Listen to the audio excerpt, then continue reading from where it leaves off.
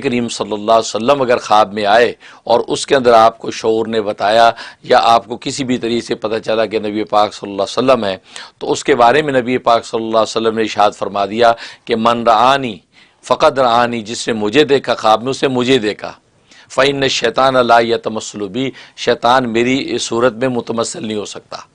لہذا نبی کریم صلی اللہ علیہ وسلم کے حوالے سے یہ بات کہنا درست نہیں ہے کہ جو خیال آپ نے کیا وہی آپ کو خواب میں آ گیا۔ ہاں ویسے اس میں شک نہیں کہ ایک قسم ان خوابوں کی بھی ہے، ایک رحمانی خواب ہوتے ہیں جو اللہ تبارک و تعالیٰ کی ایک لطف و عنایت سے عالم غیب کا پردہ اٹھا دیا جاتا تو اللہ دکھاتے ہیں۔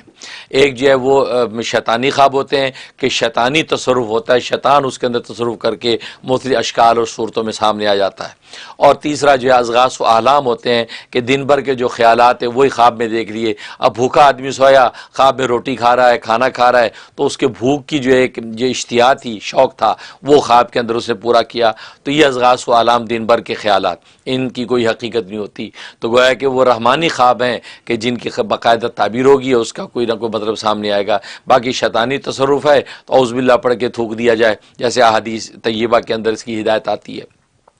لیکن نبی کریم صلی اللہ علیہ وسلم کے حوالے سے جو خواب آئے اس کی صداقت کے اندر کوئی شک و شبہ نہیں کرنا چاہیے، نہ کسی مومن مسلمان پر بدگمانی کرنی چاہیے، اجی آپ نے ایسے خود ہی گھڑ لیا ہوگا، خود ہی بنا لیا ہوگا، اس لیے کہ یہ کہہ کہ آپ نبی کریم صلی اللہ علیہ وسلم پر جو ہے گویا کہ جھوٹ باندھ رہے ہیں،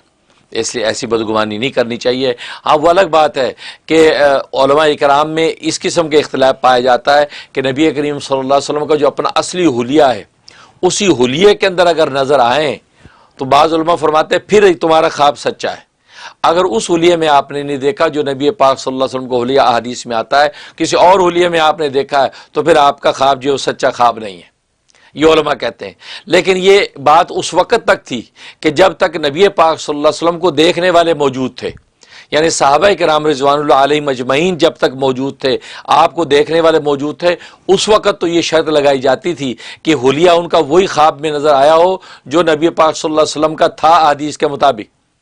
تو اس کے مطابق تعبیر دی جاتی تھی۔ اب اس سے حلیہ ہٹ کے ہوتا تھا، کہا کہ نہیں بھئی یہ خواب آپ کا جو ہے وہ کوئی تصرف ہو گیا، آپ کی طبیعت کا کوئی غلبہ ہے، یہ کہہ دیا۔ لیکن اب آج اگر کوئی ایسا خواب آئے، کیونکہ آج نبی پاک صلی اللہ علیہ وسلم کو دیکھنے والے موجود نہیں ہیں، تو مبشرات کے ذریعے سے ہی گویا کہ یہ خواب نبی پاک صلی اللہ علیہ وسلم کا آیا کرے گا۔ اور خود حدیث طیبہ میں بھی نبی پاک صلی اللہ علیہ وسلم نے فرما دیا کہ نبوت کے 46 حصے ہیں، جن میں سے 45 حصے ختم نبوت کی وجہ سے ختم کر دیے گئے ہیں، لیکن ایک حصہ جو ہے وہ مبشرات کے یعنی سچے خوابوں کا وہ اب قیامت تک باقی رہے گا۔ لہٰذا اس کے تحت جو ہے ایمان والوں کو نبی پاک صلی اللہ علیہ وسلم خواب میں آتے ہیں اور مختلف ہدایات فرماتے ہیں۔ تو اسی طریقے سے آج اگر جو نبی پاک صلی اللہ علیہ وسلم کو کسی بھی حلیے میں دیکھا ہو تو لہٰذا کہا جائے گا کہ نبی کا خواب ہے، اب اس کی کوئی تعبیر اور کوئی ہدایت ہوگی، اس کے اوپر عمل کیا جائے گا۔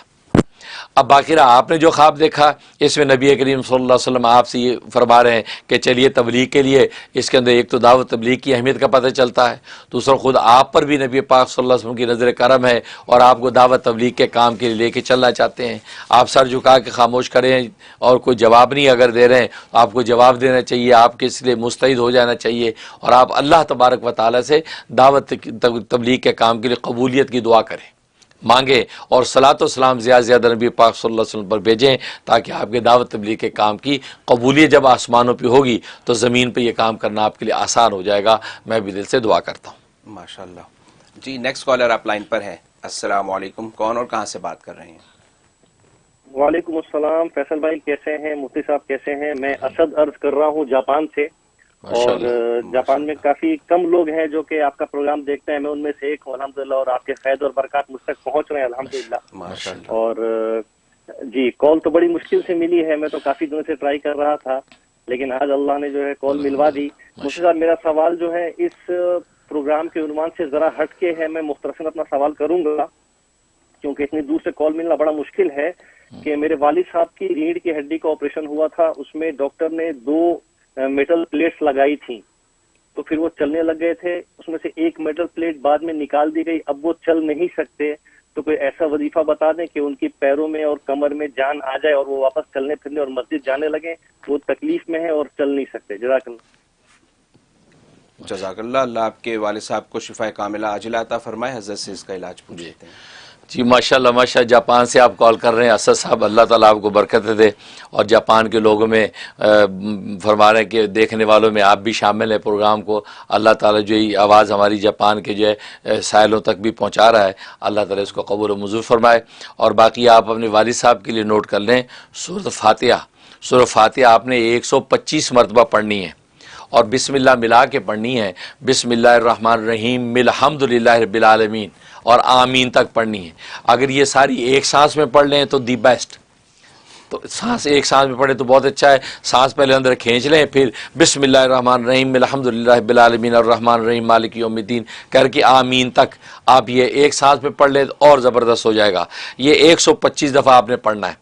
اول آخر 11 مرتبہ درود ابراہیمی یہ پڑھ کے والد صاحب کے اوپر دم کرنا ہے، تھوڑے سے پانی میں دم کر کے پانی پلا دینا ہے، اور زیتون کے تیل پہ یا کدو کے تیل پہ دم کر کے، لوکی تیل پہ دم کر کے وہ ان کی جو گھٹنوں پہ ٹانگوں پہ اس کی مالش کر دینی ہے۔ یہ 41 ڈیز آپ نے بلا ناغہ کرنا ہے، زبردست مجرب ہے، یوں سمجھے گویا کہ اس میں اعظم والی طاقت رکھتا ہے یہ عمل۔ اللہ تبارک و تعالیٰ ان کو درست و صحت مند کر دیں گے اور باقاعدہ چلنے کے قابل ہوں گے۔ میں بھی